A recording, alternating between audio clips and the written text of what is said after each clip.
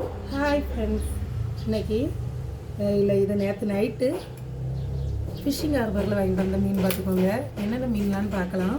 இந்த பாருங்கள், நல்ல ஊளி மீன் பார்த்துக்கோங்க. சீலா மீன் சொல்லுவீங்களா, அந்த ஊளி மீன் பெருசும் இருக்குது, மீடியம் சைஸும் இருக்குது. அப்புறம் இந்த பாருங்கள், பொடி ஊளியும் இருக்குது. இவ்வளோ 1.25 கிலோ இருந்தது பார்த்துக்கோங்க. இந்த மீன் வந்து 250 ரூபா. அப்புறம் இந்த பாருங்கள், குட்டி கனவா.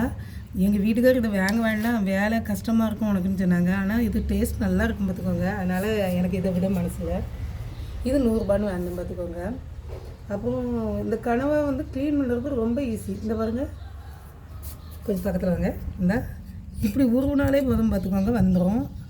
அப்புறம் இந்த தோலை இப்படி அவ்வளோதான், 1 செகண்டு தான் பார்த்துக்கோங்க. இதை எடுக்க இந்த மாதிரி கொஞ்சம் க்ளீன் பண்ணி வச்சிட்டோன்னு வைங்களா, கறி மாதிரி இருக்கும் பார்த்துக்கோங்க. நல்லா சிக்கன் கிரேவி மாதிரி, சிக்கன் சுக்கா மாதிரி வச்சு அவ்வளோ சூப்பராக இருக்கும்.